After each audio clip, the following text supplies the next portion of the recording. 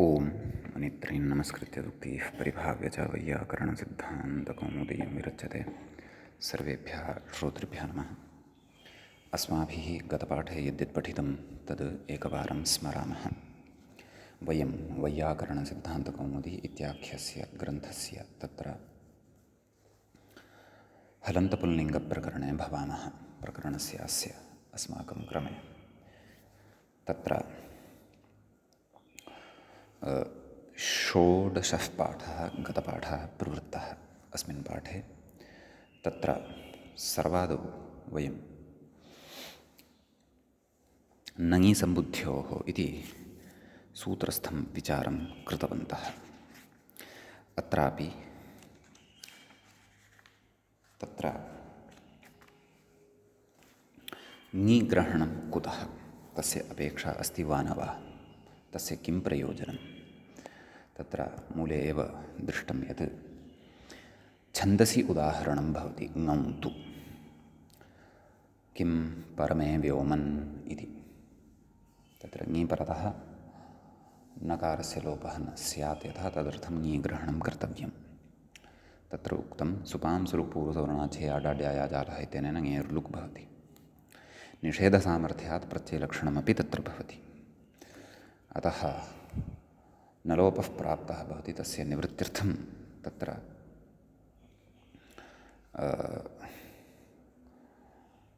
नाम ङीग्रहणं कर्तव्यम् इति। तथा चेत् तर्हि चर्मतिलः ब्रह्मनिष्ठः इत्यादिषु अपि नकारस्य लोपाभावः स्यात्, नकारः श्रूयेत इति चेत् तत्र वार्तिकमुक्तं ङावुत्तरपदे प्रतिषेधो वक्तव्यः इति। ङौ विषये उत्तरपदे परे नङीसम्बुद्ध्योः इत्यस्य निषेधो वाच्यः इत्यर्थः इति मूले एव वार्तिकस्य अर्थः अपि उक्तः। तेन चर्मणितिलाः अस्य चर्मतिलः इत्यादौ अपि च ब्रह्मणि निष्ठः इत्यादौ क्रमशः तिल निष्ठ इत्यादिषु पदेषु परतः, नाम यानि पदानि ङि इति प्रत्ययादपि परतः भवन्ति, तादृश ङि प्रत्यये परतः यस्मात् परतः उत्तरपदं भवति तादृश ङौ न लोपः तत्र भवत्येव इति। नङीसम्बुद्ध्योः इति निषेधस्यापि प्रतिषेधः भवत्येव, अर्थात् न लोपः प्रातिपदिकान्तस्य इति प्रवर्तते एव इति तत्र अस्माभिः पठितं।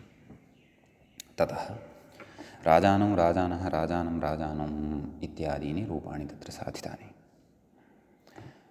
शसि तु नाम शस् इति प्रत्ययः यः वर्तते, तस्मिन् प्रत्यये परतः तु तत्र कश्चन विशेषः अस्माभिः पठ्यमानः वर्तते। यद्यपि तत्र राजन् अस् इत्यवस्थायां राजन् इत्यत्र जकारात् परतः विद्यमानः यः अकारः तस्य अल्लोपो नः इत्यनेन लोपः भवति, तदनन्तरं तत्र श्चुत्वद्वारा नकारस्य ञकारः लब्धः भवति, राज्ञः इति प्रयोगः तत्र सिद्धः भवति इति यद्यपि अस्माभिः रूपसिद्धिः कृता सामान्येन, तद् नाम अस्याः रूपसिद्धिविषये ग्रन्थे अपि वक्ष्यते, राज्ञः इति रूपं मूले एव तत्र प्रस्तौष्यते। तथापि अत्र कश्चन विचारः, केचन पूर्वपक्षाः च अस्माभिः पठ्यमानाः वर्तन्ते। तत्र मूले एव उक्तं न च अल्लोपः स्थानिवत्, नाम अल्लोपः स्थानिवत् भावं सम्प्राप्य तत्र अकारत्वं गृह्णाति, अतः अकारव्यवधानं भवति, तेन श्चुत्वं न भवति इति न वक्तव्यं। कुतः? पूर्वत्रासिद्धेन स्थानिवत् इति निषेधात्, अतः श्चुत्वं भवत्येव। किञ्च नापि बहिरङ्गतया असिद्धः, नाम अल्लोपो नः इति शसम् अपेक्षते, बहिर्भूतं शसम् अपेक्षते, प्रातिपदिकात् बहिर्भूतं शसम् अपेक्षते। श्चुत्वं तु न तथा, श्चुत्वं तु अन्तः एव विद्यमानं श्चुम् अपेक्षते। श्चुनायोगः अस्ति चेत् श्चुत्वं भवति। स्तुम् अपेक्षते, क्षन्तव्यः। स्तोः श्चुनाश्चुः नैव श्चुम् एव अपेक्षते। सत्यं, यतः स्तोः स्थाने खलु श्चुत्वं भवति श्चुनायोगे। अतः श्चुनायोगः राजन् इत्यत्र कृत एव भवति, जकारः सः, तेन कृतः एव भवति योगः, नाम तस्य योगः अस्ति एव। अतः प्रकृते श्चुत्वे कर्तव्ये अल्लोपो नः इति असिद्धः स्यात्। तर्हि अल्लोपो नः इति यदि असिद्धं स्यात् इति विधानं, तर्हि तु अकारव्यवधानं पुनरपि तथैव स्थितम्। अकारव्यवधानं स्थितं तर्हि अन्तरङ्गं श्चुत्वमपि कुतः न खलु भवितुमर्हति।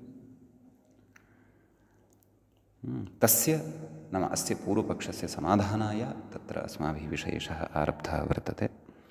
अस्य समाधानपरतया पङ्क्तिः तत्र उक्ता।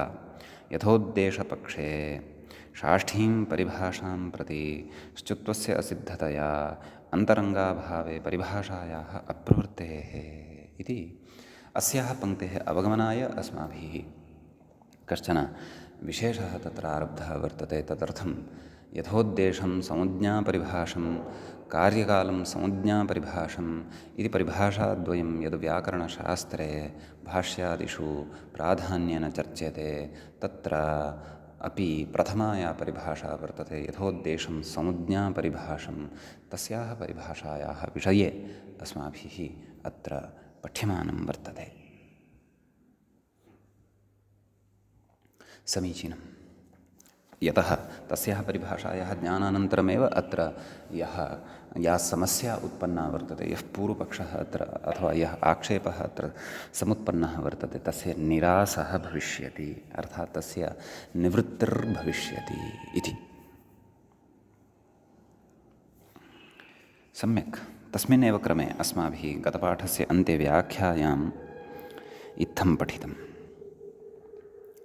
ननु अल्लोपो भसंज्ञापेक्षो बहिर्भूत स्वादिप्रत्ययापेक्षो बहिरङ्गः श्चुत्वं तु श्चुयोगमात्रापेक्षत्वात् अन्तरङ्गं ततश्च असिद्धं बहिरङ्गमन्तरङ्गेति परिभाषया श्चुत्वे कर्तव्ये बहिरङ्गस्य अल्लोपस्य असिद्धत्वात् अकारेण व्यवधानात् कथमिह श्चुत्वम् इत्यतः नापीति यथोद्देशेति।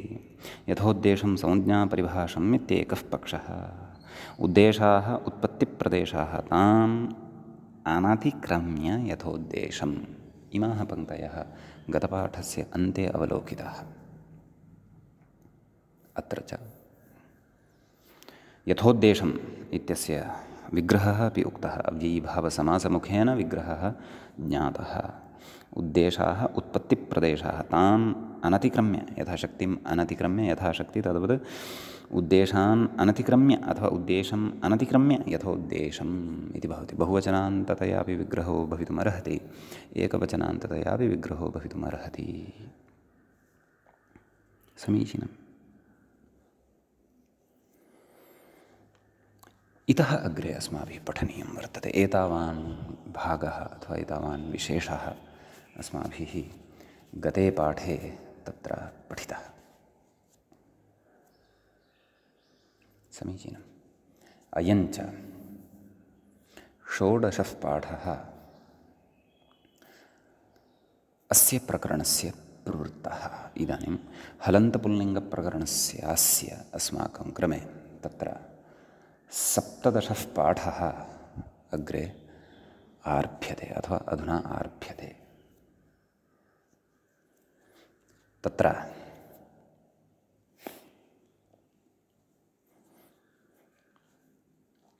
प्रकृते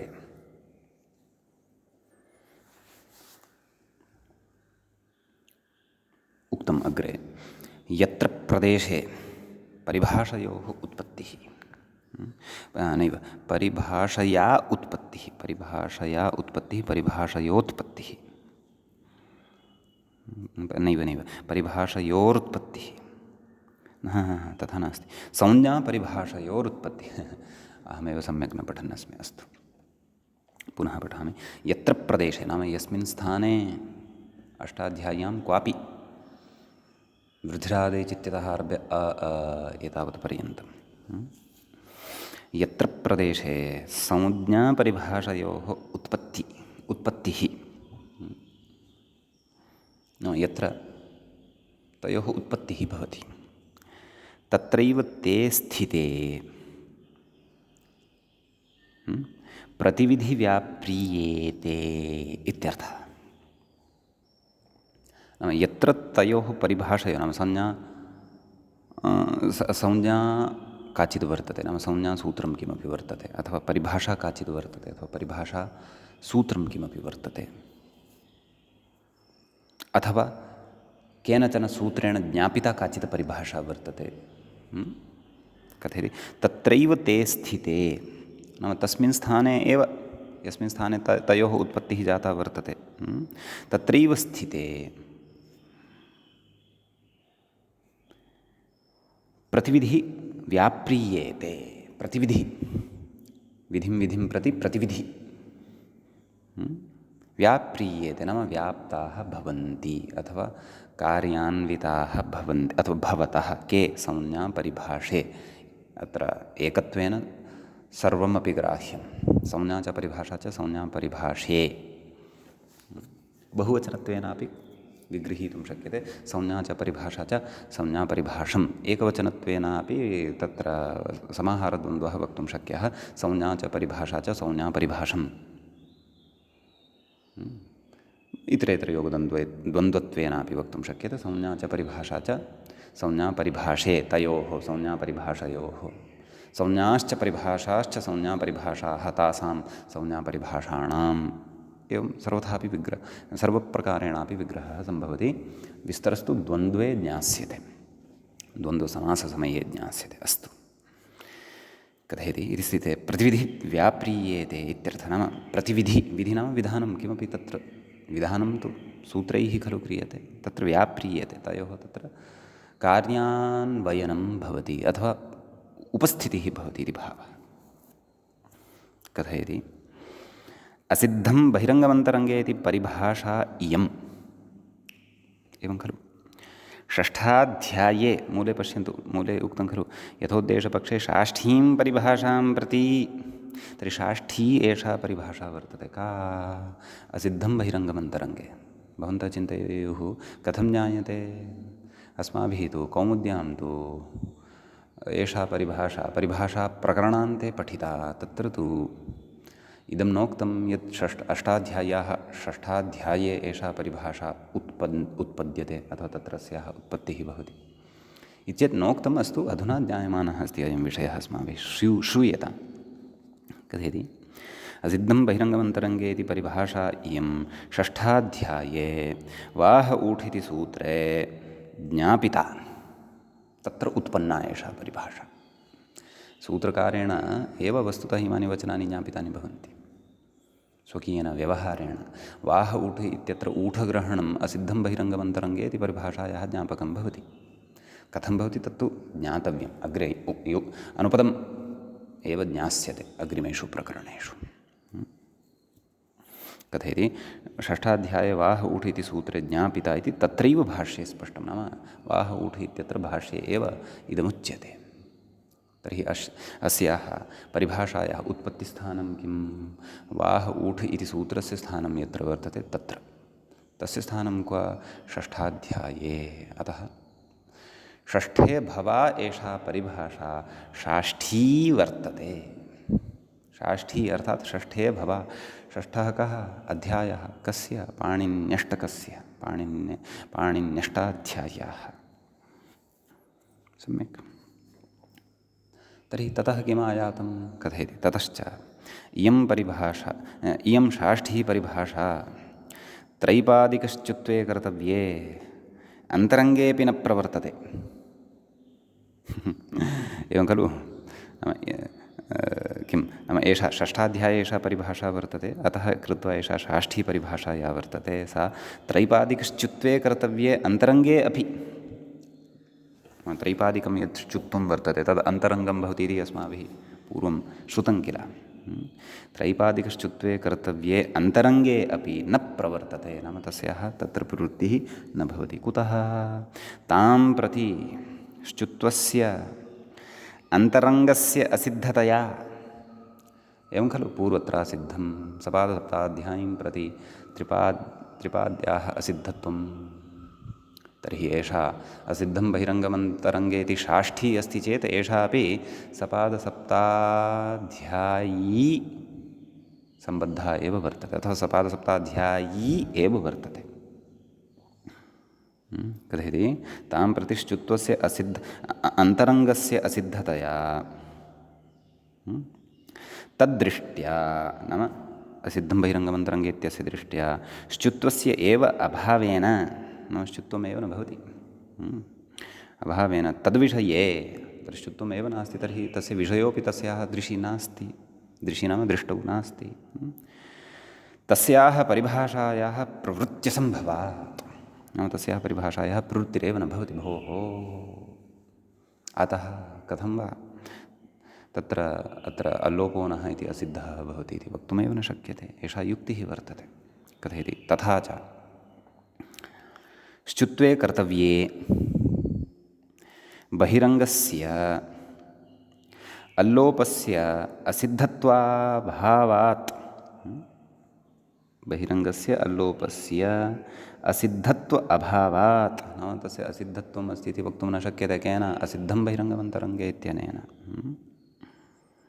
इह नाम अत्र श्चुत्वं निर्बाधम् इति भावः, अतः श्चुत्वम् अत्र भवत्येव, श्चुत्वस्य करणे क्लेश एव तत्र नास्ति। एवं यथोद्देशं संज्ञापरिभाषम् इति पक्षस्य किञ्चन प्रयोजनम् अत्र भवति। तदेव मूले इदानीं पङ्क्तिं पश्यन्तु, भवताम् अवगमनं भविष्यति। नापि बहिरङ्गतया असिद्धः, किमुक्तं? यथोद्देशपक्षे षाष्ठीं परिभाषां प्रति श्चुत्वस्य असिद्धतया अन्तरङ्गाभावे परिभाषायाः अप्रवृत्तेः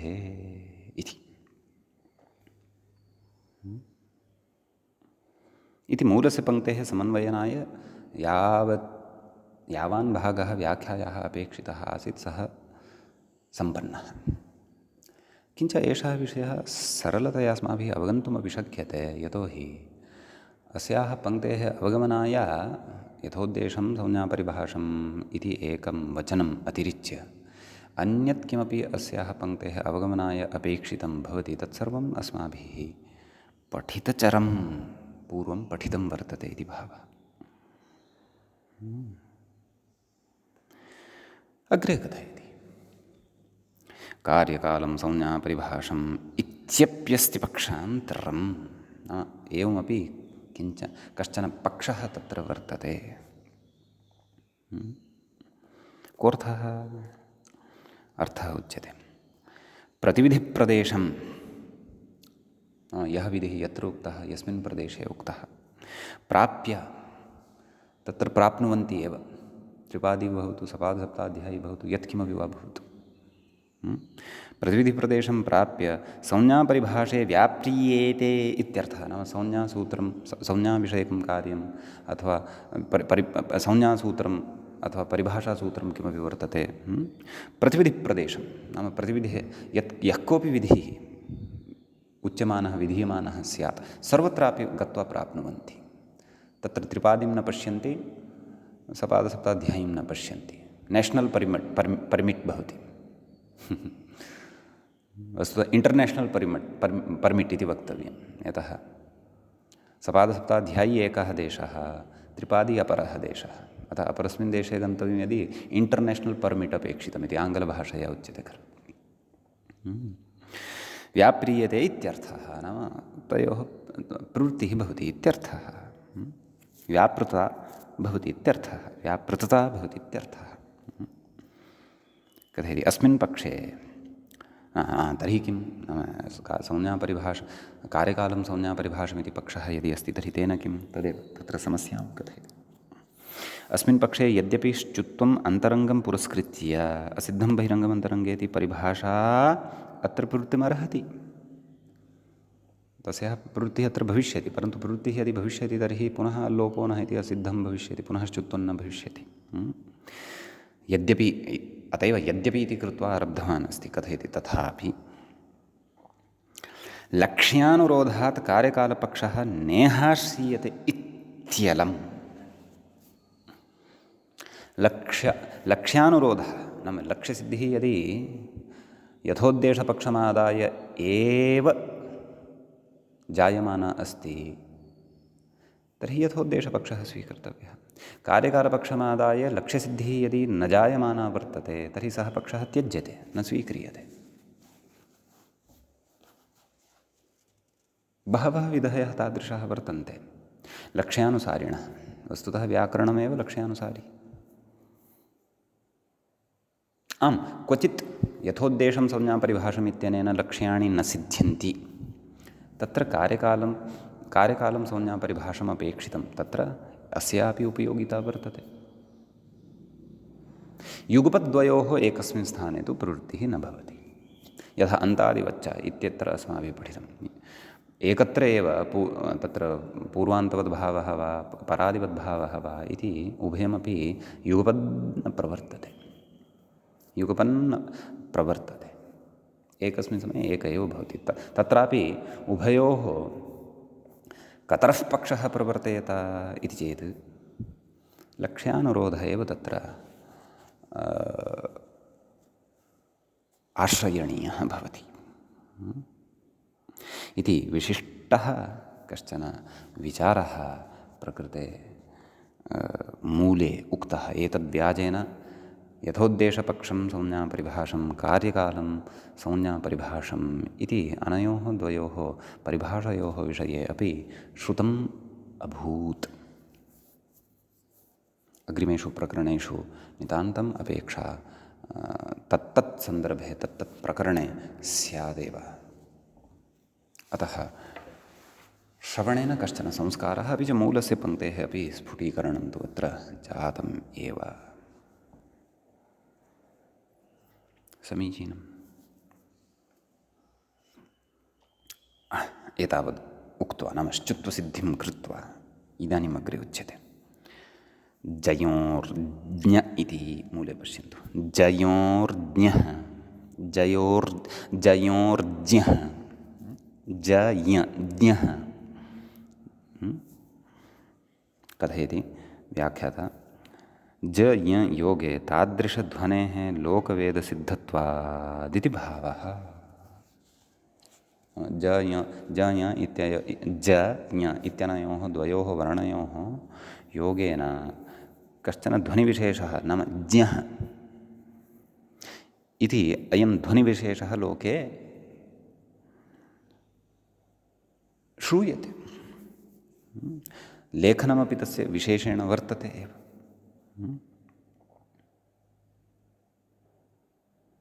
कथयति न त्विदं वर्णान्तरं नाम ज्ञ इति यः दृश्यमानः वर्तते सः कश्चन भिन्नः एव वर्णः वर्तते इति तु नास्ति। कुतः शिक्षादौ अदर्शनात् पाणिनीयशिक्षादिषु ग्रन्थेषु अथवा अन्येषु ग्रन्थेषु वर्णसम्बन्धिषु ग्रन्थेषु अस्य पार्थक्येन वर्णत्वेन परिगणनं नास्ति। ज भिन्नः एव वर्णः, ज्ञ इति भिन्नः एव वर्णः, तावदेव। एवं खलु पृथक्तया अयं वर्णत्वं न गृह्णाति। कुतः तदेव कथयति।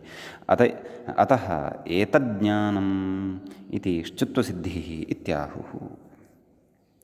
एतद् ज्ञानम् एवं खलु। तर्हि एतद् तत्र दकारस्य स्थाने स्तोश्चुनाश्चुः इत्यनेन श्चुत्वं भवति। कुतः? यतः श्चुना योगः वर्तते। सः कः? ज्ञानम् इत्यत्र विद्यमानः जकारः। यदि ज्ञ इति जकारभिन्नः ञकारभिन्नः पृथगेव कश्चन वर्णः अभविष्यत् तर्हि तु प्रकृते एतद् इत्यत्र दकारः यः वर्तते तस्य दकारस्य श्चुत्वात् जकारादेशः न लभ्यते स्म। अतः एव पृथक् वर्णः अयं नास्ति।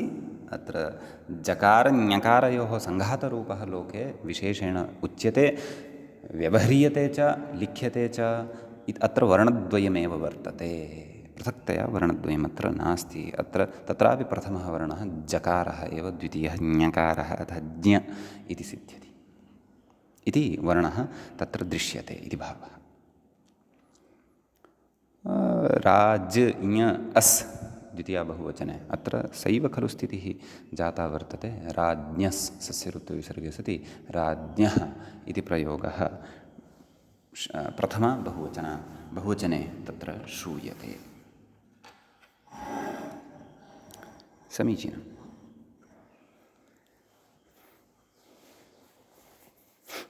कथयति अग्रे व्याख्याता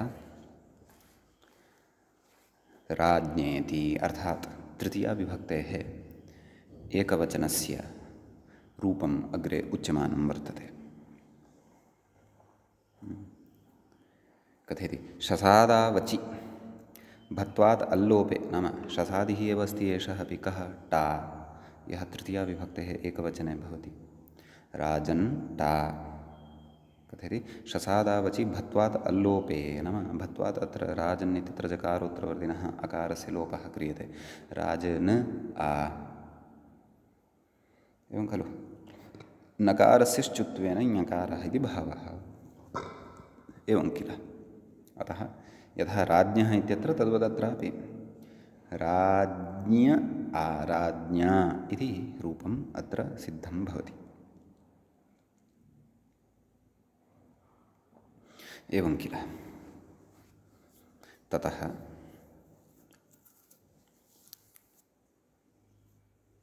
अग्रे उच्यते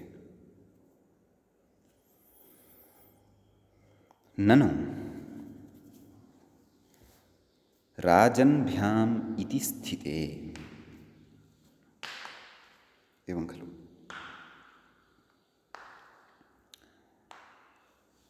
इदानीं भ्यामि परतः अथवा भ्यसि परतः विशिष्टः विचारः अग्रे आरभ्यते।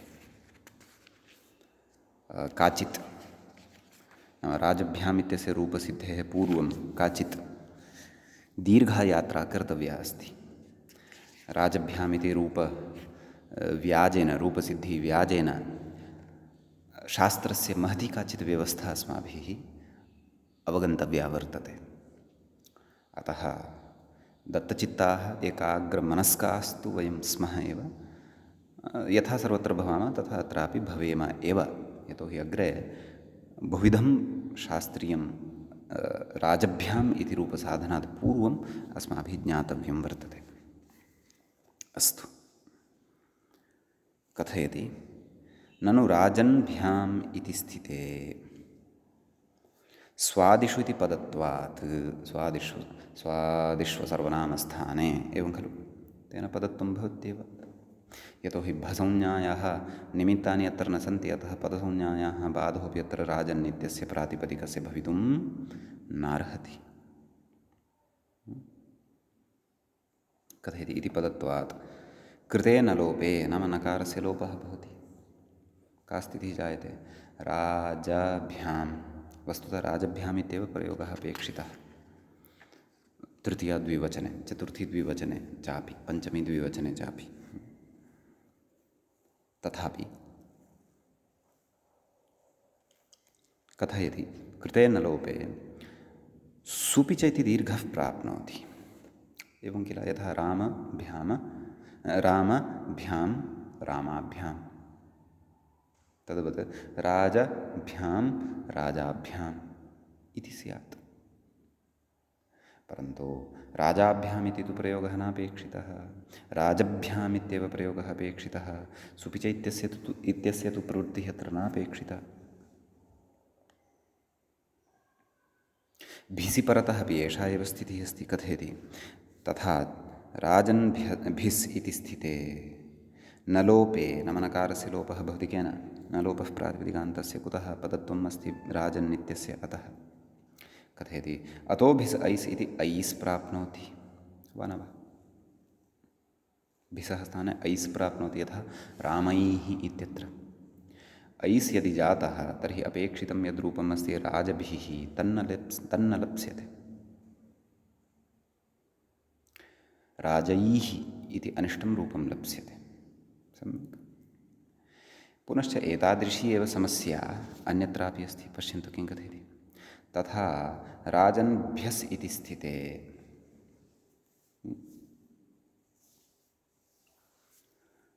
न लोपे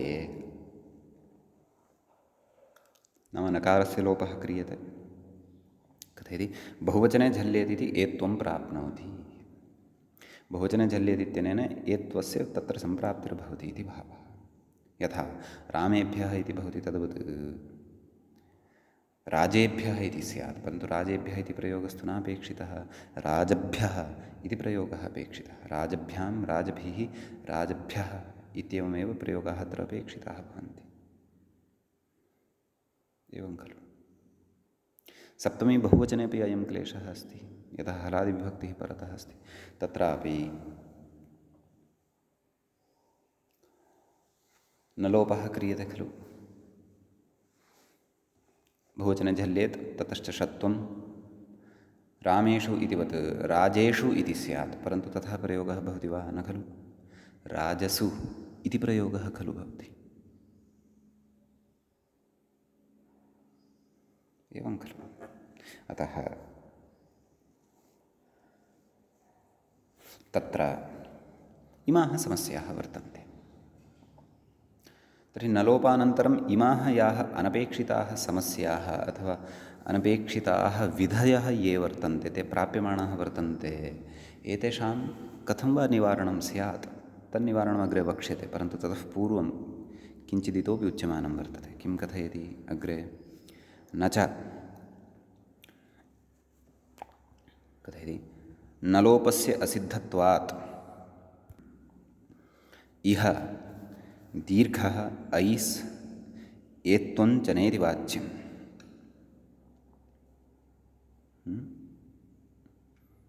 एवं किल। दीर्घविधिः यः वर्तते कः? सुपि च सपादसप्ताध्यायी वर्तते।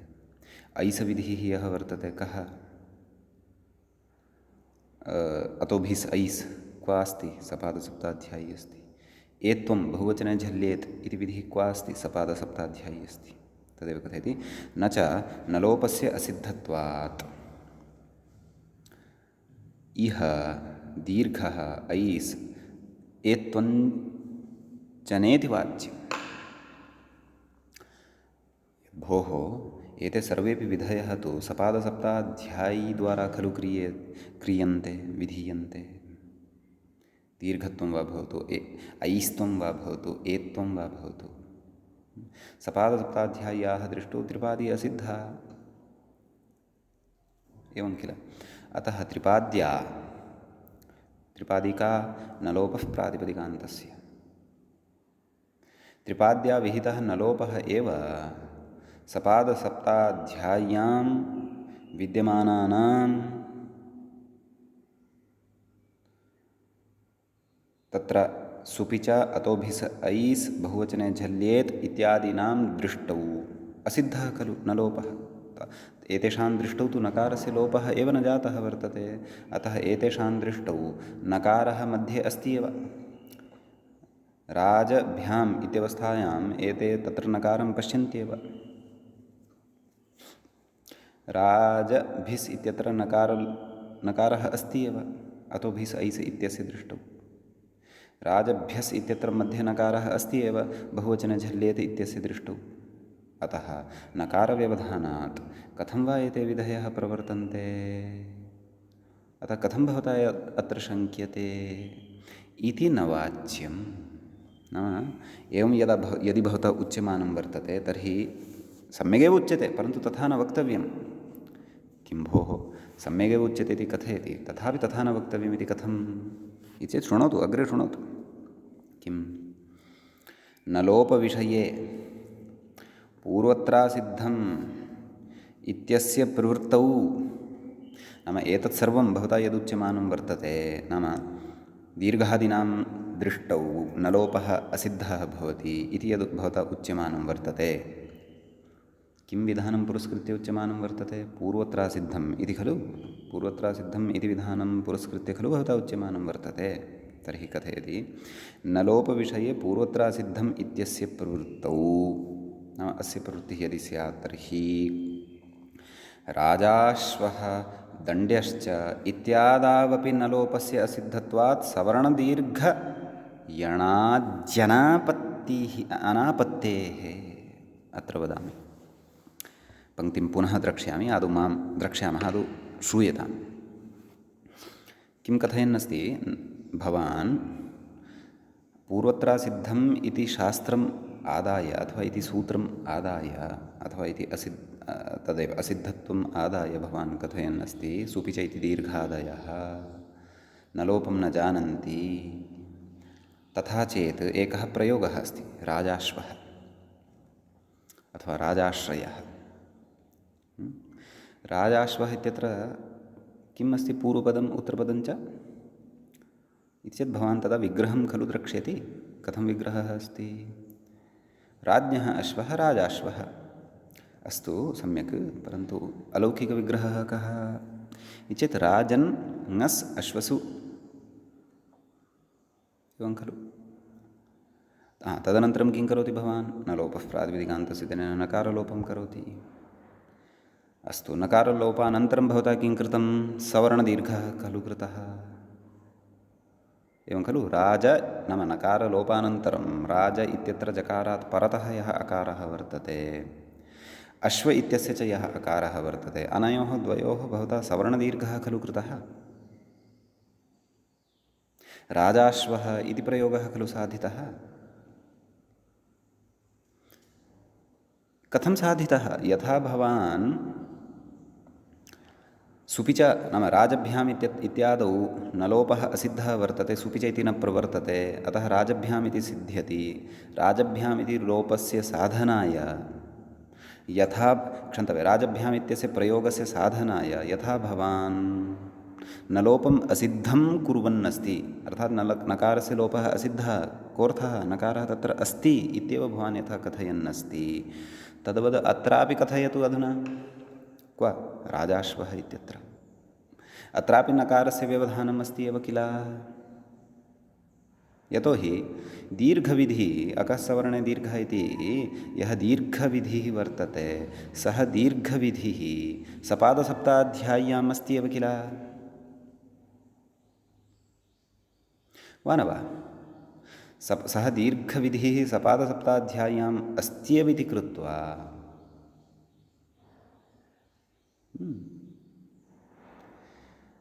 तस्य दृष्टौ अपि न लोपः असिद्धः खलु, अर्थात् तस्य दृष्टौ अपि नकारः मध्ये अस्ति एव। राज न अश्व, सः अपि न लोपं न पश्यति, नकारः तत्र अस्ति एव किल। अस्ति चेत् कथं भवता अत्र सवर्णदीर्घः क्रियते, एवं किल। अपि च दण्डिनः अश्वः, दण्ड्यश्वः कश्चन वर्तते, दण्डी, तस्य हस्ते दण्डः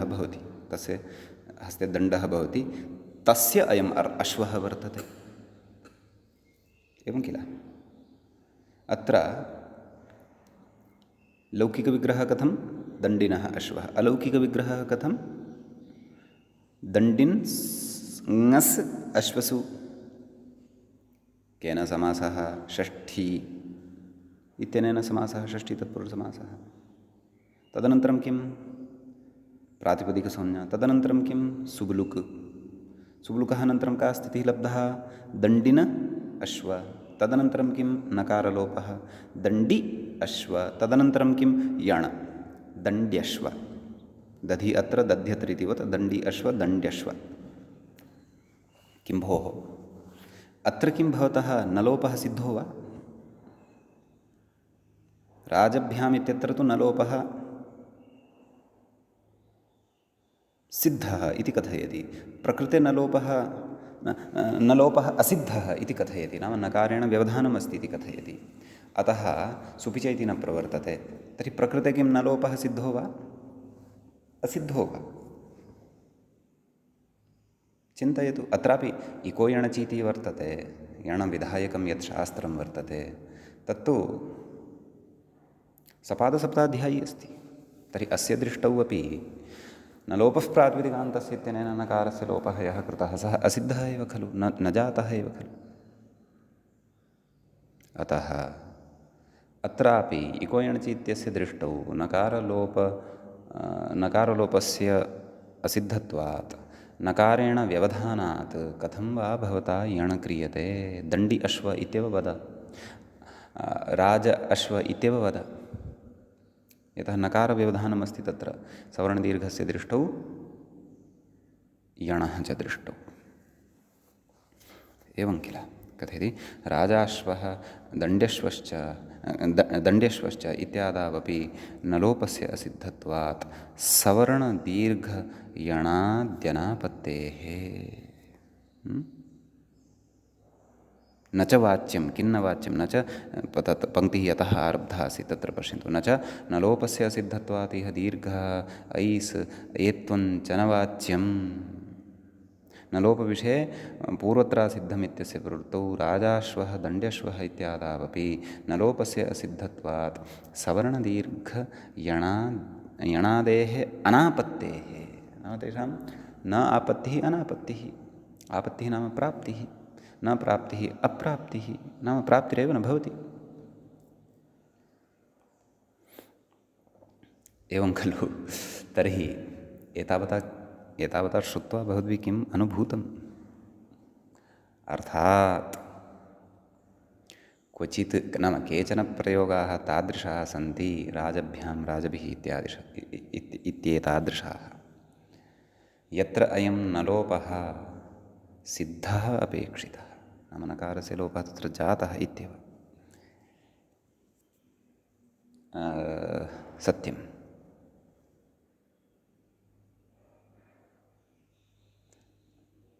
वा न वा?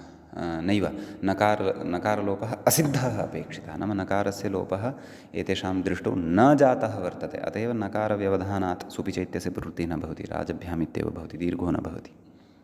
परन्तु केचन प्रयोगाः तादृशाः वर्तन्ते यत्र अयं नलोपः सिद्धः अपेक्षितः, अर्थात् अयं जातः तावदेव, सपादसप्ताध्याय्याः दृष्टावपि। अतः एव राजाश्वः इत्यत्र सवर्णदीर्घः भवति, दण्ड्यश्वः इत्यत्र च यण भवितुम् अर्हति। परन्तु तदर्थं वचनं खलु किमपि कर्तव्यं वा न वा? तदर्थं किञ्चन वचनं तु कर्तव्यमेव खलु। कथं वा जानीमः? अस्तु, लक्ष्यम् उभयविधमपि पुरतः दृश्यमानं वर्तते, परन्तु तदर्थं किञ्चन वचनं तत्र निश्चयेन कर्तव्यम् इति चेत् सत्यं। तद्वचनं सूत्रकारेण स्वयमेव कृतं वर्तते, अतः तद्वचनम् अस्माभिः अधुना अग्रे पठ्यते। सम्यक्। अतः पूर्वपक्षः यः एतावता श्रुतः तं सुष्ठुतया वयं बुद्धौ स्थापयेम, ततः परम् अत्रत्यः विषयः स्फुटीभविष्यति, अथवा तस्य समाधानम् अग्रे वचनेन, नाम अग्रिमं सूत्रं यदत्र आरभ्यमाणं वर्तते तस्य सूत्रस्य पठनेन स्पष्टः भविष्यति सः पक्षः। समीचीनं। सूत्रं वर्तते एवं नलोपस्सुप् स्वरसंज्ञा तुग्विधिषु कृति इति। सूत्रस्य पदपरिचयः आदौ प्राप्तव्यः। सूत्रे नलोपः इति एकं पदं वर्तते, प्रथमान्तं पदं भवति, प्रथमाविभक्तेः एकवचनान्तं भवति। अत्र विग्रहादिकमपि सर्वं द्रक्ष्यामः। सुप्स्वरसंज्ञा तुग्विधिषु इति द्वितीयं पदं भवति, सप्तम्यन्तं, सप्तमी विभक्तेः बहुवचनान्तं। तृतीयं पदं भवति कृति। कृत् इति शब्दस्य सप्तमी विभक्तेः एकवचनान्तम् इदं रूपं भवति कृति। आहत्य त्रीणि पदानि अस्मिन् सूत्रे वर्तन्ते। व्याख्याता विग्रहं कथयति, पश्यन्तु। नस्य लोपः न लोपः, अर्थात् षष्ठी तत्पुरुषसमासः अत्र भवति।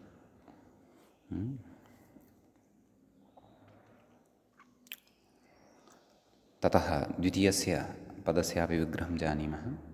सुप् च स्वरश्च संज्ञा च तुक् च। सुप् स्वर संज्ञा तुकः,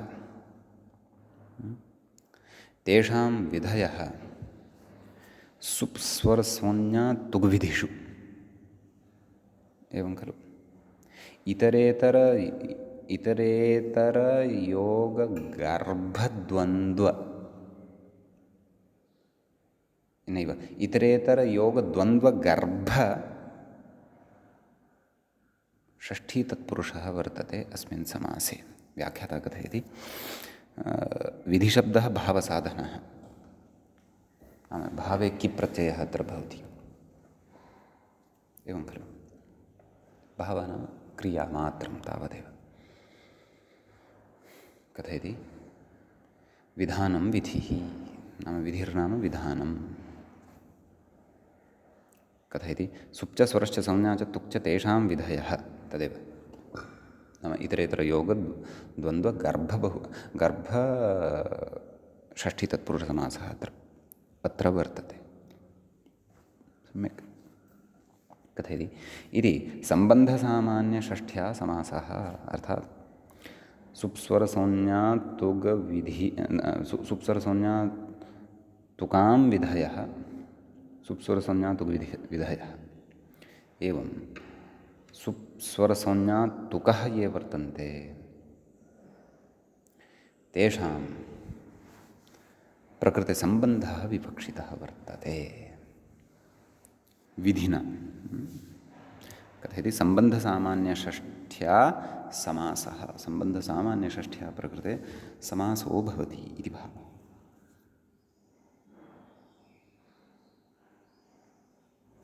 एवं किल।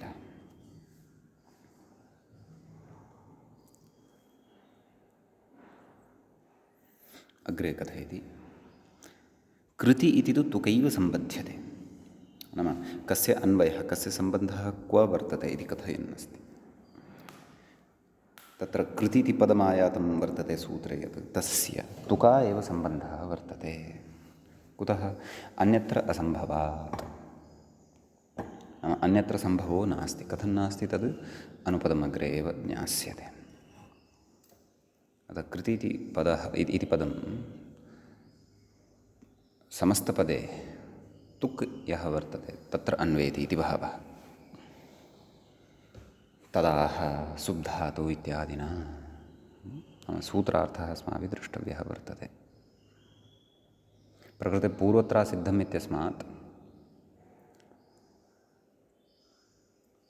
असिद्धम् इत्यपि अनुवर्तते विभक्तिविपरिणामेन, लिङ्गविपरिणामेन। क्वचित् लिङ्गविपरिणामः अपि भवति। तत्र नपुंसकलिङ्गे उक्तम् असिद्धं प्रकृते पुल्लिङ्गतया श्रोष्यते सूत्रार्थे। अतः लिङ्गविपरिणाममादाय पूर्वत्रासिद्धम् इत्यस्मात् असिद्धम् इति अनुवृत्तम् इति भावः। तर्हि सकृत् अवधानेन सूत्रार्थं पठामः। किमुक्तं? सुविधौ, स्वरविधौ, संज्ञाविधौ, कृतितुग्विधौ च, कृतिपरतः तुग्विधिः यदा भवति तदा च नलोपः असिद्धः, नाम नलोपः असिद्धः भवति। नलोपः न जातः वर्तते सपादसप्ताध्याय्याः दृष्टौ इति तस्य असिद्धत्वं भवति।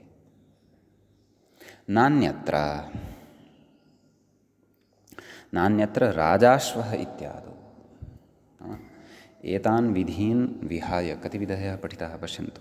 सुविधिः, स्वरविधिः, संज्ञाविधिः, कृतितुग्विधिः, त्रिचतुराः विधयः पठिताः। येषु विधिषु कर्तव्येषु एव तत्र नलोपः असिद्धः भवति, अन्यत्र तु न। अतः राजाश्वः इत्यत्र तादृशः विधिः वर्तते। अत्र यः विधिः वर्तते सः एतेषु विधिषु नान्तर्भवति। राजाश्वः इत्यत्र सवर्णदीर्घविधिः वर्तते, सः सुविधिर्नास्ति, स्वरविधिर्नास्ति, संज्ञाविधिर्नास्ति, कृतितुग्विधिरपि नास्ति। सम्यक्। एतेन सर्वं नियमनं जायते। सम्यक्। नाम यत्र नलोपस्य असिद्धत्वमपेक्षितं राजभ्याम् इत्यादिषु तत्र असिद्धत्वं वर्तते, यतः सुविधिः तत्र वर्तते। यत्र सिद्धत्वम् अपेक्षितं तत्र सिद्धत्वं भविष्यति राजाश्वः इत्यादिषु, यतो हि परिगणितेषु विधिषु यः कोऽपि विधिः तत्र नास्ति। अतः समीचीनम्। अग्रे उच्यते सुपः विधिः सुविधिः।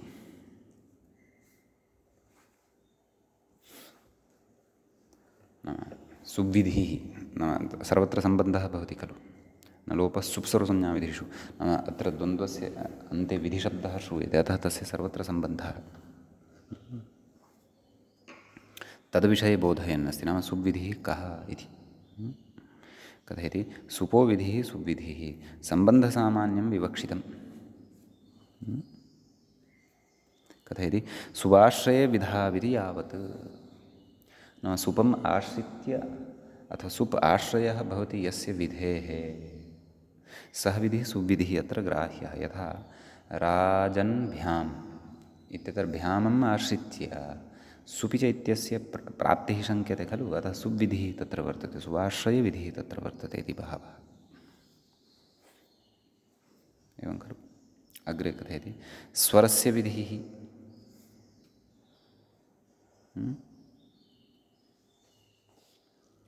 कथयति कर्मणः शेषत्वविवक्षया षष्ठी। वस्तुतः स्वरः तत्र कर्मरूपः वर्तते, तथापि तत्र कर्मणः शेषत्वं विवक्ष्यते, शेषत्वं पुरस्कृत्य तत्र षष्ठी उच्यते। नाम यद्यपि एवमेव पदानि मूले नोक्तानि वर्तन्ते, परन्तु मूले यथा समस्तपदं प्रयुक्तं वर्तते सुप्सर्वसंज्ञातु विधिषु इति, तत् समस्तपदं दृष्ट्वा एवं रीत्या अस्य समस्तपदस्य अवान्तरविग्रहाः अत्र उपलब्धाः भवन्ति। द्वन्द्वादौ द्वन्द्वान्ते द्वन्द्वमध्ये च श्रूयमाणं पदं प्रत्येकम् अभिसम्बध्यते इति नियमात्। एवं किल अत्रापि विधिः द्वन्द्वस्य अन्ते वर्तते, अतः पश्यन्तु सूत्रार्थेऽपि अवधानं कुर्वन्तः स्युः भवन्तः। सुविधौ स्वरविधौ संज्ञाविधौ इति। अतः तत्र कः कः समासः कः कः च अर्थः आयाति, कथं कथम् अवगन्तव्यं, तत्सर्वं सूत्रार्थस्य एव विश्लेषणं क्रियमाणमस्ति तावदेव। अस्तु, किं कथयति कर्मणः शेषत्वविवक्षया षष्ठी।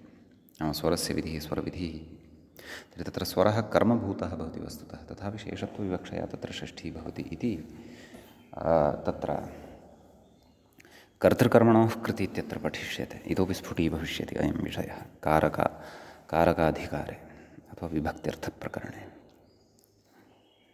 स्वरे विधेये इति यावत्, नाम स्वरः यदा विधेयो भवति, नाम स्वरविधानं यदा कर्तव्यं भवति तदा अपि अयं न लोपः असिद्धो भवति। एवं खलु। कथयति एवं संज्ञाविधावित्यपि कर्मणः शेषत्वविवक्षया षष्ठी। एवं खलु। नाम संज्ञायाः विधिः, तत्र संज्ञा इति वस्तुतः कर्म भवति संज्ञा इति, तथापि कर्मणि शेषत्वविवक्षया तत्र षष्ठी भवति, अतः षष्ठीसमासः तत्र उच्यते। एवं किल। कथयति संज्ञायां विधेयायाम् इति यावत्, नाम संज्ञा यदि क्वापि विधेया भवति तदा अपि न लोपः असिद्धः एव। अग्रे कथयति कृतिपरतः यः तुक् तस्य विधिः कृतितुक् विधिः। मूले उक्तं खलु कृतितुक् विधिः, अपि च ततः पूर्वम् आरम्भादेव वयं वदन्तः स्मः यत् कृति इति तुकि अन्वेति, अर्थात् कृति इत्यस्य सम्बन्धः तुका वर्तते इति भावः। अत एव सूत्रार्थकरणसमये सर्वत्र विधौ विधौ विधौ इति उक्तं, कृति एतदनन्तरं विधौ नोक्तम्, अथवा कृतुविधौ इति नोक्तम्। अन्ते पृथक्तया उक्तं किं कृतितुग्विधौ, कृतुविधौ तुग्विधौ इति नोक्तं। कृतितुग्विधौ तदेव व्याख्याता कथयति कृतिपरतः यस्तुक् तस्य विधिः कृतितुग्विधिः इत्युच्यते। कथयति इहापि कर्मणः शेषत्वविवक्षया षष्ठी इति।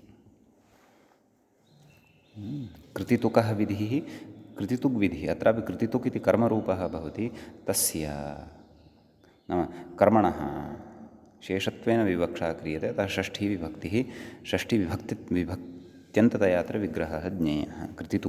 कृतितुग्विधिः इति यदि उच्यते तर्हि अथवा मूले यदुक्तं तुग्विधौ नाम तुकः विधिः तुग्विधिः तुक् तत्र कर्मरूपः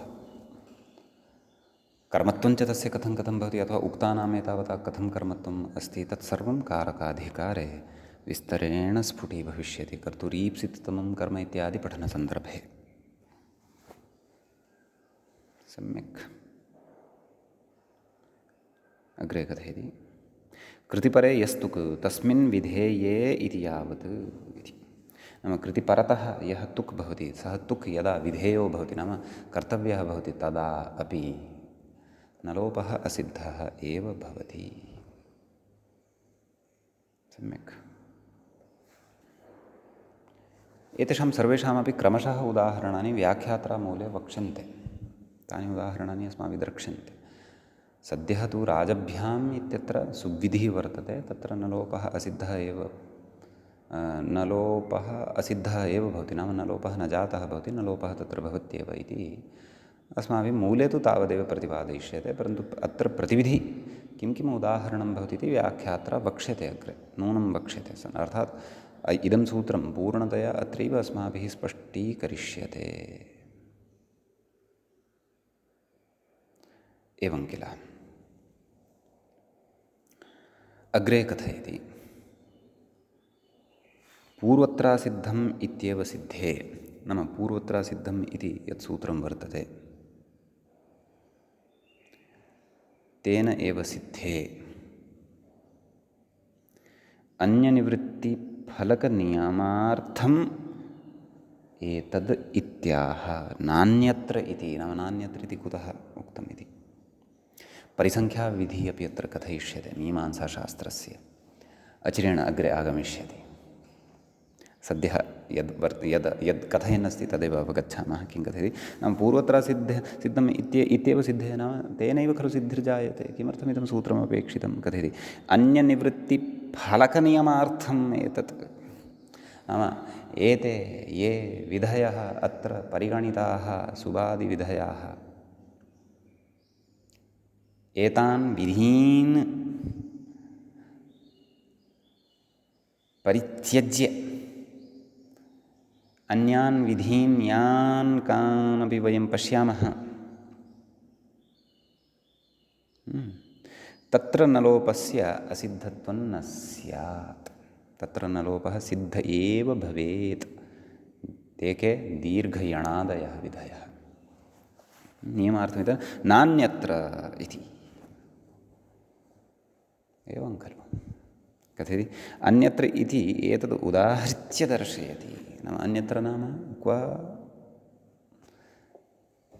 एकम् उदाहरणं वा देहि दर्शय किं राजाश्व इत्यादौ इति यद्यपि अस्मिन् विषये उक्तं परन्तु व्याख्याक्रमानुरोधेन ग्रन्थक्रमानुरोधेनापि अत्र पश्यामः कथयति अन्यत्र इति एतद् उदाहृत्य दर्शयति किं राजाश्व इत्यादाविधिः एवं खलु अत्र च अस्माभिः दृष्टमेव राज्ञः अश्वः राजाश्वः राजन् अश्व इति स्थितौ नलोपः प्रातिपदिकान्तसिद्धनेन नकारस्य लोपः क्रियते त्रिपाद्याः सूत्रेण स च असिद्धो न सिद्ध एव भवति अत एव अकस्सवर्णे दीर्घः इत्यस्य प्रवृत्त्या राजाश्वः इति प्रयोगः सिद्धः तत्र भवति सम्यक् ततः कथयति आदिना नाम तत्र राजाश्वः इत्यादौ आदौ इत्युक्तं खलु तर्हि आदिना किम् इति चेत् तत् कथयति किम् आदिना दण्ड्यश्वः इत्यादि सङ्ग्रहः इति तद्विषये अपि उक्तं दण्डिनः अश्वः दण्ड्यश्वः अत्रापि नलोपः सिद्धः भवति यदा तदैव खलु यण् प्रवर्तते तदैव दण्ड्यश्वः इति सिद्ध्यति यदि नलोपः अत्रापि असिद्धः स्यात् तर्हि नकारव्यवधानेन